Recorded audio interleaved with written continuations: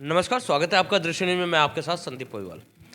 दोस्तों, जैसे कि आप जानते हैं, हम आपकी समय समय पे मुलाकात करवाते रहते हैं। आज भी हम आपकी मुलाकात करवाने जा रहे हैं एक ऐसे इंसान से जो कि समाज सेविक भी है और साथ ही एक शिक्षक भी है। तो हमारे साथ मौजूद हैं दीपक लाखवान जी। नमस्कार दीपक लाखवान। धन्यवाद। नमस्कार संदीप भाई। और सबसे पहले मैं आपके चैनल को दृष्टि न्यूज़ को बधाई देता हूँ। आप लोगों ने इस लायक मुझे समझा कि आप आज मेरे पास आए। नहीं, दृष्टि न्यूज़ की तरफ से भी आपको बहुत बहुत शुभकामनाएं कि आपने अपना कीमती समय निकाला। दीपक लाखवान जी, आप एक शिक्षक हैं। तो सबसे पहले हम शिक्षा पे ही बात कर लेते हैं कि आपके टाइम पे, क्योंकि आप टीचर भी रहे हुए हैं और स्टूडेंट भी रहे रहे होंगे, पहले की शिक्षा में और आज की शिक्षा में क्या अंतर है? देखिएगा संदीप भाई, पहले मैं आपके दर्शकों को सभी को नमस्कार बोलूँगा और उसके बाद में अब मैं बताना चाहूँगा कि जो पहले की शिक्षा प्रणाली थी, अब की शिक्षा प्रणाली में जो फ़र्क आया है। कहते हैं किसी देश को अगर बर्बाद करना हो तो उसकी शिक्षा पे वार कर दो, और शिक्षा पर जो वार होता है जब भी, उसका असर 20 साल बाद देखने को मिलता है। क्योंकि शिक्षा प्रणाली आज चेंज हो रही, असर उसका 20 साल बाद जब समाज में वो बच्चे पढ़ लिख के बड़े होकर आएंगे तब आएगा उसका असर। पहले जो शिक्षा प्रणाली थी, बच्चा दिमाग का इस्तेमाल करता था। आज आप इतने विकलांग हो गए हैं कि आप अपनी कैलकुलेशन पे भरोसा नहीं करते। एक मैथमेटिशियन भी अपनी कैलकुलेशन चेक करने के लिए मोबाइल का इस्तेमाल करता है, कैलकुलेटर का इस्तेमाल करता है। यानी कि आप बिल्कुल दिमागी तौर से ख़त्म हो चुके हैं। पहले शिक्षा प्रणाली इस तरीके से थी कि आप जरा भी नकल नहीं कर सकते थे। 5वीं क्लास का भी बोर्ड का एग्ज़ाम होता था, 8वीं का भी बोर्ड का एग्ज़ाम होता था, 10वीं का भी बोर्ड का एग्ज़ाम होता था। बच्चे के दिमाग में एक थोड़ा सा डर रहता था, पढ़ाई को लेकर के चिंता रहती थी, वो पढ़ता भी था मन लगा करके। आज सरकार की पॉलिसियाँ इस तरीके की होगी कि देश के सभी युवाओं को मानसिक तौर से विकलांग बनाने की पॉलिसियाँ हैं। कैसे हुई हैं कि जैसे 8वीं क्लास तक के बच्चे को टीचर फेल नहीं कर सकता। जब 8वीं तक के बच्चे को एक बच्चे को पता लग गया, बच्चे के अभिभावक को पता लग गया कि मेरा बच्चा फेल तो होना ही नहीं, तो वो पढ़ाई पर ध्यान नहीं देता। मैं आपको सरकारी स्कूलों में उत्तराखंड के, उत्तर प्रदेश के, कहीं पे भी बहुत सारी जगह लेके चल सकता हूँ जहाँ 9वीं क्लास में बच्चा आता है और वो अपना नाम तक भी लिखना नहीं जानता। कहीं ना कहीं पढ़ाई का जो बोझ होता था उससे मानसिक परेशान होता था बच्चा। इस वजह से ये निर्णय लिए गए सरकार के द्वारा। नहीं नहीं नहीं, मानसिक बोझ देखेगा, बोझ तो हमारे देश के प्रधानमंत्री जी पे पूरे देश का बोझ है, तो वो भी बोझ हल्का कर लें अपना। ठीक है, बड़े बड़े पदों पे जो लोग बैठे आईएएस पीसीएस, उन पे बहुत बोझा रहता है, वो भी अपना बोझ हल्का कर दें, उनकी भी कोई ऐसी वो कर दें कार्य प्रणाली। इससे देश का बच्चा कमज़ोर हुआ है, एक बात। दूसरी बात, अभी कोरोना काल में ऑनलाइन क्लासेस हुई, बहुत अच्छा कंसेप्ट आया। उस कंसेप्ट के माध्यम से मैं आपको बताना चाहूँगा कि यूट्यूब के माध्यम से बच्चों को बहुत अच्छी शिक्षा मिलना शुरू हो गई थी। लेकिन मुझे ऐसा लगा, ये मेरा व्यक्तिगत मानना है, और मेरा व्यक्तिगत मानना गणित की कैलकुलेशन के आधार पर है, कि जब जैसे जैसे सरकार को लगा कि बच्चा बहुत इंटेलिजेंट होता जा रहा है, कुछ बच्चे गूगल बॉय के नाम से जाने लगे, कुछ किसी और नाम से जाने लगे, क्योंकि बहुत सारी नॉलेज उन्होंने गेन कर ली। तो सरकार को मेरे ख्याल से डर लगा कि भाई अगर ये सारे बच्चे देश के बहुत इंटेलिजेंट हो गए तो हम कहाँ से, कल ही हमसे सवाल जवाब करेंगे, हम कहाँ से इनकी बातों का जवाब देंगे। तो इसलिए सरकार ने फ़ोनों पर ऐसे ऐसे गेम्स डाल दिए कि आज देश का हर तीसरा बच्चा जुआ खेल रहा है। अब आप बताइएगा, ये बच्चे के हित में कहाँ से जा सकता है? जुए की कैसे कह सकते हैं आपके जुआ ही खेल रहा है। बहुत सारी ऐप ऐसे हैं जो माइंड को बढ़ावा देती है। आप बताइएगा, खेलो इंडिया खेलो, जीते खेलेगा इंडिया, जीतेगा इंडिया। देखिए, जुए की परिभाषा समझने की ज़रूरत है देश के हर व्यक्ति को। जिस खेल में, जिस काम में आप पैसा लगाएंगे, पैसे से जो खेल खेलेंगे, वही जुआ है। जुआ और क्या होता है? लूडो पर भी आप जुआ खेल रहे हैं, कुछ रेड ग्रीन करके जुआ खेल रहे हैं, अलग अलग तरीके के ऐप दे दिए, सरकार ने रजिस्टर कर रखे हैं। और मजे की बात यह है कि मुझे बड़ा दुख होता है कि देश के बड़े बड़े आइडियल्स, जो देश के युवाओं के आइडियल हैं, चाहे वो क्रिकेटर्स हों, चाहे वो फिल्मी हीरो हों, चाहे वो कॉमेडियंस हों, वो उनका ऐड करते हैं। कि आप 1 रुपये से खेलो, आप 2 रुपये से खेलो, आप 100 रुपये से खेलो। क्या है ये? आप बच्चों को किधर, आप भारत के युवाओं को किधर ले जाना चाहते हैं ये बताइएगा। पहले हमारे देश का युवा पढ़ लिख करके इतना इंटेलिजेंट होता था कि विदेशों में साइंटिस्ट बनते थे हमारे यहाँ के जा करके। आज कितने जा रहे हैं साइंटिस्ट बनने? जरा देखिएगा, आप ग्राफ उठा के देख लीजिएगा। तो टेक्नोलॉजी तो बढ़ ही रही है ना। टेक्नोलॉजी भारत की कहाँ बढ़ी है? कौन कह रहा भारत की टेक्नोलॉजी बढ़ी? आप बाहर से ला रहे हैं। भारत तो आज तक एक मोबाइल के सिम की चिप भी नहीं बना पाया है। आप कह रहे हैं एलईडी बल्ब भारत में बन रहे हैं। एलईडी बल्ब का केवल खोखा बन रहा है भारत में, प्लास्टिक का। वो अंदर का सर्किट आज भी चाइना से आ रहा है। हमारे देश की टेक्नोलॉजी डेवलप नहीं हो रही। टेक्नोलॉजी डेवलप करने वाले लोग तो इस तरीके के खेल ही नहीं रजिस्टर कर सकते। वो अपने देश के युवाओं की जो चिंता करेगा, वो स्कूलों की शिक्षा बेहतर करते। आज सरकारी स्कूलों से बच्चे गायब हैं। उत्तराखंड के चले जाओ, उत्तर प्रदेश के चले जाओ, किसी अदर स्टेट के चले जाओ। क्या कारण है? क्योंकि आपने इस पिछले 75 सालों में सरकारी स्कूलों की स्थितियां नहीं सुधारी। पहले सरकार को भी दोष दूंगा और इस सरकार को भी दोष देते हैं, क्योंकि इन्होंने कुछ ऐसा नया काम नहीं करा शिक्षा के क्षेत्र में कि बच्चों का आकर्षण स्कूल जाने की ओर बढ़े, सरकारी स्कूलों में बढ़े। जबकि वहीं दूसरी ओर दिल्ली सरकार ने ऐसी प्रणाली लाए, ऐसे स्कूल, सरकारी स्कूलों की स्थिति पैदा कर दी कि वहाँ के प्राइवेट स्कूल से कई लाख बच्चों ने अपना नाम कटाया और वो सरकारी स्कूलों में चले गए। यहाँ क्यों नहीं करते ये? यहाँ एक नियम लागू कर दें कि जितने सरकारी कर्मचारी हैं, वो चाहे शिक्षक हो चाहे किसी भी विभाग का हो, उसके बच्चे कंपलसरी सरकारी स्कूल में पढ़ेंगे। आपको नौकरियाँ सरकारी चाहिए, बच्चे आप प्राइवेट स्कूल में पढ़ा रहे हैं, क्यों नहीं पढ़ा रहे? टीचर आप जहाँ से सैलरी ले रहे हैं वहीं आप अपने बच्चे क्यों नहीं पढ़ा रहे हैं? वहाँ पढ़ाना चाहिए ना इन्हें। दिल्ली में तो आप आम आदमी पार्टी की तारीफ कर रहे हैं, फिर भाजपा। मैं किसी पार्टी की तारीफ नहीं करता हूँ। मैं केवल और केवल व्यक्तियों के काम की तारीफ करता हूँ। मैं नीतियों की तारीफ करता हूँ। मेरे ना तो केजरीवाल काम। नीति की बात करी जाए तो भाजपा ने भी बहुत सारी नीति लाई है, जैसे महिला सशक्तिकरण में अच्छा काम कर रही है। और सबसे बड़ी बात है कि प्रधानमंत्री मोदी जी के नेतृत्व में विश्व गुरु भारत बनने जा रहा है। जी, आपको ऐसा लगता है ये आप लोगों के माध्यम से बन रहा है। देखिएगा, चैनल जो देश के चैनल हैं, जितने भी चैनल्स हैं, इनमें 80% तो मोदी जी के गुणगान करने वाले लोग हैं। क्योंकि न जाने उन्हें क्या लाभ है उनसे, ये तो उन्हें पता होगा, या क्या डर है उनसे, ये उन्हें पता होगा। विश्व गुरु कैसे बन सकते हैं? आप कर्जे में, आप विश्व गुरु कहाँ से बन जाएंगे? आप मुझे बताओ, कोई तरीका बताओ ना। आप विश्व गुरु किस फील्ड में बन रहे हैं? मैं कह सकता हूँ हमारे देश विश्व गुरु बनेगा, क्योंकि जिस देश का हर तीसरा युवा 2 साल के अंदर अंदर जुआ खेल रहा हो, वो जुए में विश्व गुरु बनेगा। आप किसी और चीज़ में विश्व गुरु कहाँ बन रहे हैं? आप अगर एक चैनल ने कुछ दिखा दिया और सारे चैनल वही दिखा रहे हैं आप लोगों के, तो वो विश्व गुरु बन जाएंगे। आप चैनल पे दिखा के ऐसे कर रहे हैं जैसे कि फिल्मों में दिखाते हैं कि एक हीरो ने गुस्सा मारा और विलेन जो बहुत दूर हवा में उड़ गया। रियली में पॉसिबल है? नहीं है तो पॉसिबल वो। ये चीज़ केवल और केवल टेलीविज़न पे दिखाई जा रही है कि इंडिया बहुत आगे हो गया, इंडिया ये हो गया, इंडिया वो हो गया। अरे धरातल पे आओ ना। धरातल पे कहाँ है? आपने महिला सशक्तिकरण की बात करी, कहाँ है महिला सशक्तिकरण? जरा बताइएगा। फिर आए दिन महिलाओं के साथ में ये जो अत्याचार हो रहे हैं, रेप हो रहे हैं लड़कियों के साथ में, फिर क्यों हो रहे हैं? होने नहीं चाहिए ना।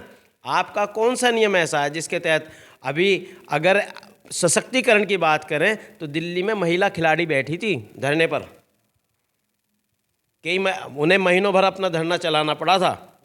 क्या करा सरकार ने? कैसे सशक्तिकरण की बात, कौन से सशक्तिकरण की बात कर रहे हैं? हाँ, सरकार के नेताओं का सशक्तिकरण हुआ है, आर्थिक तौर से, पावर में, हर तरीके से।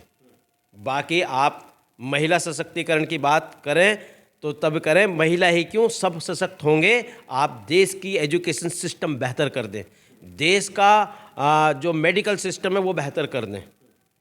आयुष्मान कार्ड लगाया हुआ, अगर तो स्वास्थ्य की बात करी है तो सरकार के द्वारा आयुष्मान कार्ड है, 5 लाख रुपए तक का फ्री ऑफ कॉस्ट इलाज हो रहा है। मैं आपको इसी शहर के बहुत सारे लोगों से मिलवा सकता हूं जिनका आयुष्मान कार्ड था, लेकिन जब उन्हें आयुष्मान कार्ड लगाने की बात करी गई तो उनमें से किसी का भी आयुष्मान कार्ड नहीं चला। ठीक है जी। तो उस आयुष्मान का, हमें आयुष्मान कार्ड, हॉस्पिटल में आयुष्मान कार्ड होगा नहीं, हमें आयुष्मान कार्ड क्यों देना चाहते हैं आप? हमें नहीं चाहिए आयुष्मान कार्ड। आप सरकारी अस्पतालों की स्वास्थ्य सेवाएं बेहतर कर दो ना। क्या करना है? आयुष्मान कार्ड कितने लोगों का बनाएंगे आप? क्यों बना रहे हैं? क्योंकि उसमें क्या होता है, इलाज आपका 10 रुपये का है और वो वहाँ से जो स्वैप कर रहे हैं, पैसे निकाल रहे हैं, वो वहाँ से 100 रुपये निकाल रहे हैं। उसमें भ्रष्टाचार है बड़े स्तर पर। आप सुविधाएं दीजिए ना, आप सरकारी अस्पतालों को बेहतर बनाओ, वहाँ अच्छे डॉक्टर्स रखिएगा। आप क्यों देना चाहते हैं 5-5 लाख रुपए? इसका मतलब आप उस 5 लाख में कहीं ना कहीं गुनहगार हैं। आप करप्शन को बढ़ावा दे रहे हैं 5 लाख दे करके। नहीं है मुझे इलाज की ज़रूरत, मुझे मालूम है कि मेरा आयुष्मान कार्ड है और आयुष्मान कार्ड की भी बहुत सारी शर्तें लगा रखी हैं। आयुष्मान कार्ड की इतनी शर्तें हैं कि एक आम आदमी पूरी नहीं कर पा रहा उन शर्तों को। मान लो मेरे पास में राशन कार्ड नहीं तो मेरा आयुष्मान कार्ड नहीं है, ठीक है ना। मैं नहीं लेना चाहता सरकारी लाभ को, भाई गेहूँ चावल नहीं चाहिए मुझे, किसी गरीब का काम आएगा, लेकिन क्या पता बीमारी में मुझे ज़रूरत हो तो मेरा आयुष्मान कार्ड आज तक नहीं बन पाया। बनवा दो आप मेरा आयुष्मान कार्ड। तो इसलिए राशन कार्ड ही नहीं है, राशन कार्ड तो जरूरी होना चाहिए ना, क्योंकि वो एक आइडेंटिटी भी है। आप बिल्कुल, आपने सही कही। आप मुझे बताओ किसी व्यक्ति की कितनी आइडेंटिटी हो सकती हैं? आप बता दीजिएगा। आधार कार्ड भी चाहिए आपको, राशन कार्ड भी चाहिए आपको, ड्राइविंग लाइसेंस भी चाहिए। आपने 50 आईडी लगा दी। अरे एक आईडी एक आदमी के लिए होनी चाहिए ना, तो आप 50 आईडी क्यों लगाना चाह रहे हैं? आप ये बताइए मुझे। सरकार बता दे, धामी जी बता दें, मोदी जी बता दें देश की जनता को कि इसलिए इतनी आईडियों की ज़रूरत पड़ रही है। इनमें से किसी आईडी की ज़रूरत नहीं पड़नी चाहिए। हमारा आधार कार्ड सफिशिएंट होना चाहिए। जब आधार कार्ड सब चीज़ों से लिंक है तो हमें किसी चीज़ की ज़रूरत नहीं होनी चाहिए। केवल हमारा इलाज डायरेक्ट हॉस्पिटल्स में होना चाहिए। दिल्ली में है, जो मैंने सुना है, देखा भी है और मुझे वहाँ के लोगों ने बताया भी है। मैंने अपने आप वहाँ जाके एनालाइज नहीं किया, लेकिन वहाँ के लोगों ने बताया है कि आपका एक्सीडेंट हो जाए, आप किसी भी प्राइवेट हॉस्पिटल में दिखाओ या आप सरकारी अस्पताल में दिखाओ, आपका लेके छोटे से छोटे इलाज से बड़ा इलाज मुफ्त हो रहा है। वो कैसे कर रहे हैं मुझे समझ में नहीं आ रहा। और इन्हें आयुष्मान कार्ड की जरूरत क्यों पड़ रही है? दिल्ली की बात कर रहे हैं, दिल्ली में आम आदमी पार्टी सरकार में है। अगर जो आम आदमी पार्टी की बात करें तो आम आदमी पार्टी के सारे नेता तो भ्रष्टाचार के आरोप में पहले से ही, आप भाजपा को भ्रष्टाचार कह रहे हैं। देखिएगा, आम आदमी पार्टी के नेता, देखो फिर वही राजनीति वाली बात आ जाएगी। अगर नेता भ्रष्टाचार में हैं और वो जेल में हैं बंद, तो उनके खिलाफ आज तक ईडी ने कोई सबूत पेश क्यों नहीं किया? ये तो बता दो। ये तो सत्ता का दुरुपयोग हो रहा है। जो शासन में है, वो सत्ता में है, वहाँ पर दुरुपयोग कर रहे हैं, फंसा रहे हैं। हो सकता है मेरे इंटरव्यू के बाद मेरे पे भी गाज गिर जाए, ठीक है ना। ये कोई बड़ी बात नहीं है, क्योंकि इनके पास में पावर है और इस पावर का गलत इस्तेमाल हो रहा है। मैं अब आपके चैनल के माध्यम से एक बात अपील करना चाहता हूँ अपने प्रधानमंत्री जी से भी, कि जिस तरीके से लाइव इंटरव्यू होते हैं, आप लाइव जांच कराओ ना। आप जांच को लाइव कराओ, चाहे वो ईडी की जांच हो, चाहे वो सीबीआई की जांच हो, किसी की भी जांच हो, आप लाइव कराइएगा। उससे क्या होगा, देश की जनता को, उस जनता को पता लगेगा। मान लो मैंने किसी नेता को चुन के भेजा, उसको ईडी ने उठा लिया, उसकी जांच चल रही, तो कम से कम हमें पता तो लगना चाहिए हमने किसी गलत आदमी को सुना या सही आदमी को चुना, या इस आदमी के साथ गलत हो रहा है और ये गलत कर रहे हैं। अब तो किसी का कुछ पता तो नहीं चल रहा ना। आप कोई भी आरोप किसी पे भी लगा दो, उस आरोप के तहत आपको अंदर बंद कर देंगे। आप अपने आप को फिर जो साबित करते रहो कि आप निर्दोष हो। आप अंदर रह के अपने आप को निर्दोष कैसे साबित कर देंगे? आप मुझे बता दो किस तरीके से करेंगे। ठीक है, संविधान की धज्जियां उड़ाई जा रही हैं, सीधी बात यह है। लेकिन अगर तो संविधान की धज्जियां आप कह रहे हैं, लेकिन दूसरी तरफ जो सनातन धर्म है उसको भी तो बढ़ावा दिया जा रहा है। अभी अयोध्या मंदिर बन गया। देखिएगा, अयोध्या मंदिर बना, बहुत अच्छी बात है, हम बड़ा सम्मान करते हैं। अयोध्या मंदिर किसने बनाया? देश की जनता के पैसे से बना है, और देश की जनता के हर व्यक्ति ने पैसा दिया है। अगर नहीं दिया है, क्योंकि मैं अच्छे से नेताओं को जानता हूं कि अगर एक केला किसी गरीब को देते हैं तो उसका प्रचार प्रसार बड़े स्तर पे करते हैं। फोटो खिंचाएंगे, एक केला भिखारी को दे रहे, 5 जने उसके हाथ लगा रहे हैं इस तरीके से। जरा खोल के तो दिखाएं कि इनके पास रसीदें कितनी बड़ी है भाजपा के नेताओं के पास में, कि इन्होंने क्या योगदान दिया उस मंदिर में, सिवाय जनता का पैसा इकट्ठा किया। और क्या हुआ? पूरे भारत की जनता ने पैसा दिया है, सब आदमियों ने अपनी श्रद्धापूर्वक पैसा दिया है। और मैं ये नहीं कह रहा कि केवल सनातनियों ने दिया है, देश के अन्य धर्म के लोगों ने भी दिया है। ठीक है, इसका प्रमाण है कि अभी शायद शाहरुख खान ने भी बहुत बड़े स्तर पे पैसा दिया है। राम मंदिर के लिए, ठीक है जी। तो आप कैसे कह रहे हैं कि एक व्यक्ति ने बनवाया? व्यक्ति ने नहीं बनवाया, जनता के पैसे। हम नहीं कह रहे हैं कि जनता ही कह रही है, क्योंकि जब से भाजपा आई है कश्मीर से 370 भी हटी है, देखो जी, अब आपको फिर आपने ये आतंकवादी भी खत्म हुए हैं। हाँ, कहाँ हो रहे हैं फिर? आए दिन क्यों मर रहे हैं? दूसरी बात, 370 के बारे में झूठ नहीं बोलना चाहिए। देश की जनता को गुमराह किया गया। देश 370 में संशोधन हुआ है, 370 खत्म नहीं हुई है। देश की जनता को गुमराह कर रहे हैं, करते रहो, उससे फर्क क्या पड़ रहा? 370 में संशोधन क्या हुआ कि बड़े बड़े उद्योगपति रामदेव, अंबानी, अडानी जैसे लोग वहाँ जाएंगे, उन्हें सस्ते दाम पर ज़मीनें लीज पर 99 साल के पट्टे पे दी जाएंगी, वहाँ फैक्ट्री डालेंगे, वहाँ के युवाओं को रोज़गार मिलेगा। 370 खत्म हो गई हो तो आप चल के ज़मीन दिलवाओ ना वहाँ पे। यहाँ के लोग, बहुत सारे लोग खरीद लेंगे ज़मीन, सब खरीदना चाहते हैं, लेकिन कोई भी नहीं खरीद सकता। आज भी नहीं खरीदी जानी वहाँ पे ज़मीनें। वो केवल बड़े उद्योगपतियों के लिए संशोधन हुआ है, उसमें बाकी कुछ नहीं हुआ। लेकिन कुल मिला के फिर भी अगर जो इतना ही आप बता रहे हैं भाजपा की खिलाफत कर रहे हैं तो नहीं, मैं भाजपा की नहीं, ये तो भाजपा की खिलाफत ही है। मैं नहीं तो आपने देश के युवाओं के लिए क्या दिया? आप बताइएगा, आपने बेरोजगारों के लिए क्या किया? आप जो भी सरकारी एग्जाम लेते हैं उसका पर्चा लीक होता है। आपने बड़े बड़े होल्डिंग टांग दिए हैं कि हमने नकल माफियाओं के खिलाफ ये एक्शन लिया, वो एक्शन लिया। कौन से वाले नकल माफिया के खिलाफ लिया है आपने? आत्मनिर्भर भारत तो बना रहे हैं ना। अजी, आत्मनिर्भर कहने से बन रहा क्या? आत्मनिर्भर कहने से नहीं बनने का। बच्चा कहता बचपन के अंदर कि मैं बड़ा होके साइंटिस्ट बनूंगा, तो बन गया।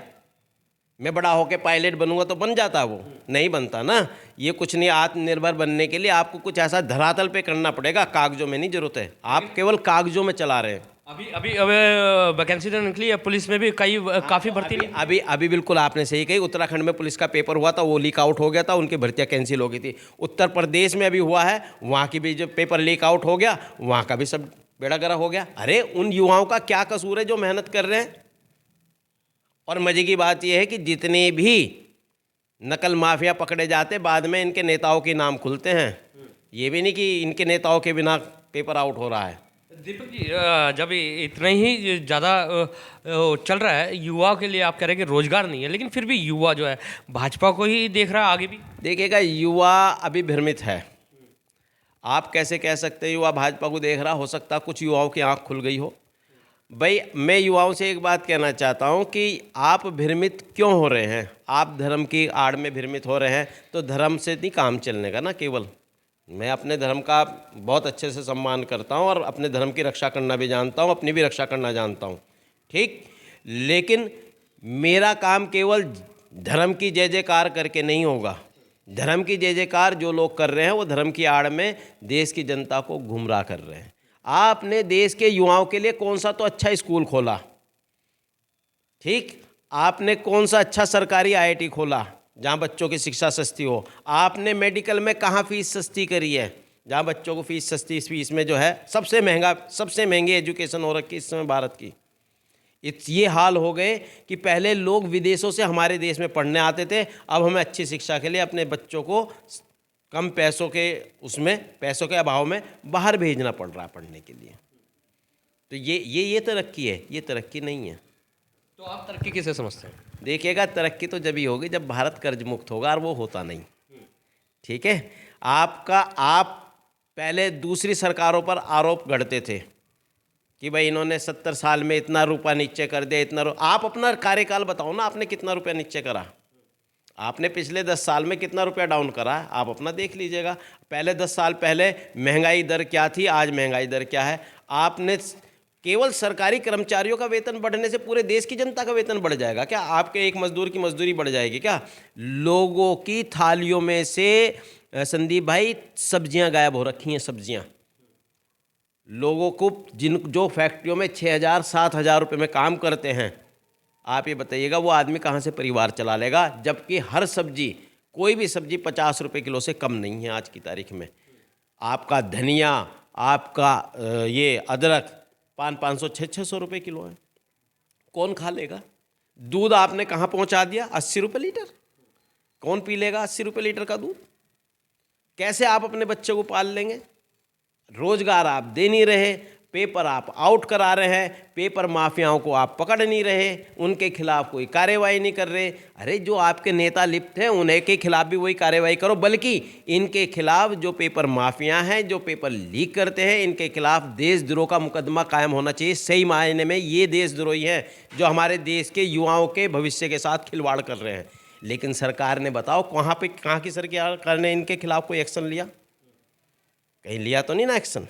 तो बस अभी लोकसभा चुनाव आ रहे हैं, तो अगर जो आपका दृष्टिकोण दिल्ली की तरफ ही ज़्यादा जा रहा है, क्योंकि आम आदमी पार्टी की सरकार है, तो प्रधानमंत्री किसे चाहेंगे आप कि प्रधानमंत्री बने? क्या केजरीवाल जी को चाह रहे हैं? नहीं, मैं ऐसा कुछ नहीं चाहता। मैं आपको अगर ईमानदारी से बता दूं तो उत्तराखंड के बुलडोजर बाबा हैं योगी आदित्यनाथ जी, सरकार चलाने का जो तरीका उनके पास में है वो मेरे ख्याल से विश्व में किसी के पास नहीं है। अगर प्रधानमंत्री पद पर योगी आदित्यनाथ जी आ जाएं तो मैं विश्वास के साथ कह सकता हूं कि देश और धर्म दोनों बच जाएंगे। और जिस तरीके की माफियागिरी हो रही है, जैसे वो कहते हैं उत्तर प्रदेश के अंदर कि आप उत्तर प्रदेश में हैं, वहाँ लड़के या महिलाएं सुरक्षित हैं, कोई साला कुछ नहीं कह सकता यार। यहाँ पे आप दीपक जी दिल से कह रहे हैं या लिपापोती कर रहे हैं? नहीं, मैं योगी आदित्यनाथ जी का समर्थन करूंगा इस मामले में, दिल से कहता हूं। और अगर आपको विश्वास नहीं हो तो थोड़े समय बाद में मैं रुड़की की शहर की सड़कों पर आपको कुछ इस तरीके का करता हुआ मिल जाऊंगा, जिसमें सीधा सीधा संदेश योगी आदित्यनाथ जी के लिए जाएगा। क्योंकि वो व्यक्ति एक ऐसे व्यक्ति है देश के अंदर जो सर्दी गर्मी बरसात एक केवल भगवादारी उसमें रहते हैं कपड़ों में। आपने आज तक उन्हें उस जैकेट में भी नहीं देखा होगा, है ना। वो एक ऐसा व्यक्ति है। दूसरी बात, वहीं हमारे जो प्रधानमंत्री जी हैं वो एक एक दिन में कई लाख रुपए के कपड़े बदल लेते हैं। उनकी दोस्ती उद्योगपतियों से मिलती है। आप बताओ योगी आदित्यनाथ की दोस्ती किससे? किसी से भी नहीं। तो दोनों भाजपा के ही, आप आम आदमी पार्टी का। एक घर में हर तरीके के लोग होते हैं। मैं कह रहा हूं प्रधानमंत्री योगी आदित्यनाथ जिस दिन बन गया उस दिन देश से शायद बहुत सारी समस्याएं हल हो जाएंगी, बहुत सारी समस्याएं हल हो जाएंगी। वो हिंदू देख रहे हैं ना मुसलमान देख रहे हैं, वो काम देख रहे हैं और गुनाह जो गुंडागर्दी उसको ख़त्म कर रहे हैं। वो मतलब ऐसा नहीं बदमाश केवल मुसलमानों में ही उन्होंने जो, जैसे कि लोग एक माहौल खड़ा करते हैं कि मुसलमान टाइट हो गया, टाइट वाइट कुछ नहीं हुआ। वो सबको ही टाइट रखते हैं। और उनके सिस्टम में जितने भी लोग हैं उनके इर्द गिर्द वो भी बेईमाना नहीं करते। बाकी भाजपा के नेता इसलिए नहीं चाहने कि उन्हें लाना, मैं बता देता हूँ, क्योंकि करप्टेड हैं, सारे के सारे चोर हैं ज़्यादातर। ठीक, योगी आदित्यनाथ ईमानदार आदमी हैं, वो ना खुद खाएंगे ना इन्हें खाने देंगे, तो इसलिए ये लोग उनका समर्थन शायद नहीं करेंगे। मैं करता हूँ, व्यक्तिगत तौर पर करता हूँ। और बहुत सारा मेरे ख्याल से उत्तराखंड की जनता को अब तो आवाज़ उठाने का समय आ गया कि भाई जब हम गुजरात के एक मुख्यमंत्री को देश का प्रधानमंत्री बना सकते हैं, जो 172 सीटों के मुख्यमंत्री थे, तो उत्तर प्रदेश और उत्तराखंड की तो मिला के 480-82 सीटें बैठ रही हैं। इनके इसको बना दो ना एक बार मुख्यमंत्री को, योगी आदित्यनाथ को। बहुत बढ़िया काम करेगा, बहुत बढ़िया। जो डिसीजन लेने की क्षमता उनके अंदर है वो शायद किसी नेता में, किसी में नहीं है, बड़े नेता में। बहुत बहुत धन्यवाद। तो सुना आपने, ये थे हमारे साथ दीपक लाखवान जी, जिन्होंने बताया है कि गुजरात 172 सीटों का प्रदेश है और वहाँ के जो मुख्यमंत्री थे नरेंद्र मोदी, जब वो प्रधानमंत्री बन सकते हैं तो उत्तराखंड और उत्तर प्रदेश में मिला के लगभग 450 से ज़्यादा सीटों वाले योगी आदित्यनाथ क्यों नहीं प्रधानमंत्री बन सकते हैं। योगी आदित्यनाथ यदि प्रधानमंत्री बन जाते हैं तो कहीं ना कहीं विकास करेंगे, क्योंकि योगी आदित्यनाथ सबको एक समान लेके चलते हैं। तो दिल से दीपक लाखवान जी ने अपील करी है देशवासियों से कि योगी आदित्यनाथ को प्रधानमंत्री कुर्सी पे देखें। तो इसी के साथ बने रहिए दृष्टि न्यूज़ में।